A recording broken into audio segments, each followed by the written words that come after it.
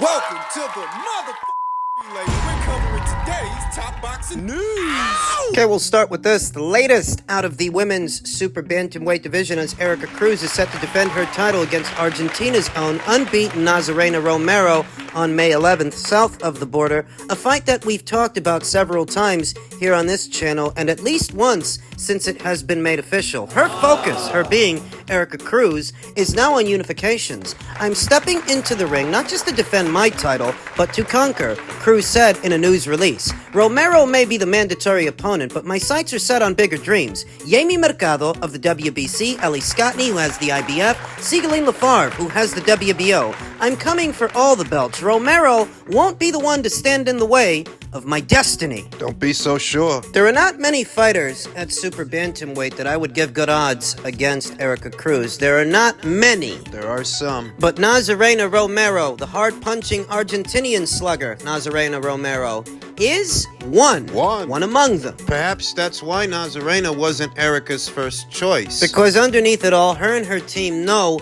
that's a difficult assignment. A high-risk, low-reward kind of opponent. They tried to get fellow Mexican champion Jamie Mercado in the ring before we got to this point. Erica called her out on her social media, and I guess that Jamie was not interested. She didn't want to do it. Now, as a result of that, Erica Cruz must satisfy her mandatory challenger, Nazarena Romero of Argentina, who will be fighting in her second consecutive title bout. In June of last year, she challenged Rivas for the WBA title, but the bout ended in a technical draw after Romero, who suffered a cut over her left eye because of an accidental clash of heads, was unable to continue. She was able to continue. If you saw the fight, you'd know that not only was she able to continue, but it looked a lot like she was well on her way to stopping Mayerling Rivas, and for whatever reason, the powers that be decided to call it. What do you mean, whatever reason? She got cut. I don't want to hear about the cut.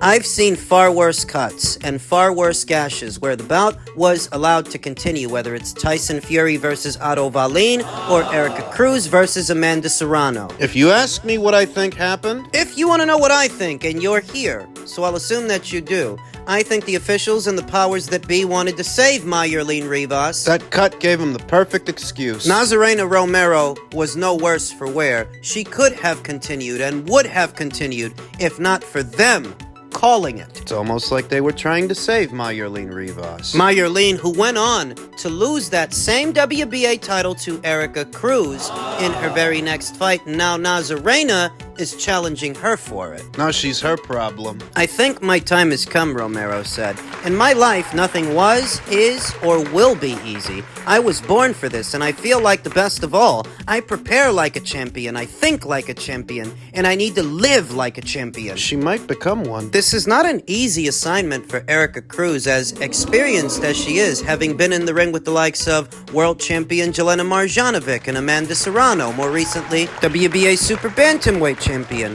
Mayerling Rivas. Erica Cruz has been there and done that with some really, really great fighters, and even with all of that, Nazarena is a threat to her. There are not many fighters at this weight who can fight fire with fire against Erica, but Nazarena, she can. They know that. I think that's why they pursued the unification match with Jamie Mercado, at least a part of it, that for taking on such a tough assignment, it may as well be for another belt. It may as well be against another champion. Because Nazarena is Erica's mandatory challenger, the only way out of that situation is to face another champion to fight in a unification match, and she tried. But no dice. The other two champions, the other two belt holders at the weight, they weren't available because they're fighting each other, in case you forgot. IBF champion Ellie Scotney, Crawford, she's going to be facing WBO champion of France, Sigaline Lafarve. So that left Erica with no other champions to pursue. So she has to fight Nazarena. I have it on good authority that Erica isn't the only matchroom fighter that pursued a fight with Jamie Mercado. I have it on good authority that up-and-comer Ramla Ali also tried to get Jamie in the ring, but Jamie was non-committal. That Matchroom made Jamie offer after offer after offer, each one bigger than the last, to try to get her to defend her title against Ramla, and she wouldn't do it. So it seems that a part of the reason we got here, the way things are breaking down, the way they're breaking down, is because Yami's holding the WBC title hostage. Thus, Erica may lose hers as a result, because Nazarena Romero... You know, Erica's tough, and she's got a chin. She can take a punch, but Nazarena Romero is one of the strongest punchers and knockout merchants at this weight. And if you go fighting fire with her, you're open to be caught. She'll knock you out. She will fucking knock you out. It's not for shock value. I don't know with any certainty that Erica Cruz stays champion beyond this Nazarena Romero fight. This is a fight. Yeah, if Erica can make it competitive, she can win a decision, but that's if she makes it that far. She's a volume puncher, she's experienced, she's got a chin, and she does have home field advantage. But if you've seen Nazarena in action, you know there's cause for concern. Men's welterweight and junior middleweight news, Terrence Crawford will retain his WBO welterweight title ahead of junior middleweight title tilt. It's important to note that this article was published before news broke that Tim may be facing Spence next instead of Crawford, his mandatory challenger. Based on Crawford's merits as a 3-division WBO world champion and 2-division undisputed champion, Paco Veracel said, "We will allow him to enter the ring and participate as WBO welterweight champion against the winner of Tszyu versus Fundora." Veracel indicated that a matchup between Crawford and the Tszyu versus Fundora winner must take place within 180 days of this weekend's fight, effectively before summer's end. "We do not want to get ahead of ourselves," Veracel told World Boxing News, but they are aware and cognizant that the winner must fight Crawford next. To that, Glenn Jennings said that he would be willing to drop the WBO title to put Tim in the ring with Spence. Talked about the potentiality of that fight in my previous video, and I don't condone it. It lowers the bar of standard that you would so easily give Spence a crack at one of your titles at the sacrifice of another. Instead of fighting Crawford, you're going to fight the guy whose ass Crawford kicked. Effectively leaving Terrence Crawford out in the cold without a dance partner. So what's the relevance of the WBO allowing Terrence to keep his title at 147 if his next fight was supposed to be at 154? Why does that matter? Did you forget about Teofimo? Teofimo Lopez, 2-division champion Teofimo Lopez, who's been telling every man, woman, and his dog that he wants to fight Crawford next. Has he filed his paperwork yet? Because that would be his opportunity. That would be his chance. If Terrence is still WBO champion at 147, Teofimo can try to achieve WBO super champion status to become his mandatory, how Terrence became Tim's mandatory. Comprendo, friendo. You say you want the smoke, but how bad do you really want it? Or are you just saying that? Have you petitioned the WBO to become his mandatory challenger? Have you had your people at Top Rank send him an offer to do that fight potentially over the summer months? Have you done anything outside of interviews talking about it instead of doing something? You know, I never believed him. Here we are with Bob Aaron. Bob, looking ahead to the schedule, has anything that's been decided in terms of Teofimo Lopez, when and where he's going to fight? Yes. I don't want to jump the gun, but Teofimo will fight in Florida. I believe it's the end of June. I forget the date. On the same card as Ramirez. Mm-hmm. So, you know, it's that's going to be a huge event down there. It's in an arena in Miami, and so we're looking forward to that. Was Honduras just too difficult logistically to figure out? For now, we're working on that. Brad is working with the Honduran Boxing Commission, but we didn't want to delay Teofimo going in the ring, so we told him, hey, let's do the fight in Miami where you have a big following, and in conjunction with that fight, we'll be inviting the Honduran Boxing Commission representative to sit down with us to talk about a fight for Teofimo there in the fall. You know, it's not a problem doing a fight in Honduras, but we have to make sure that the signal coming out of there is ESPN. Hearing that, Do you get the sense that they're working on a Crawford fight? A Crawford fight for Lopez in Florida? No. A Crawford fight for Lopez in Honduras? Do these sound like the locations you would do a fight like that? No, they don't sound like the kind of places you would do a fight like that to me. No, it sounds to me like Teofimo Lopez was all talk.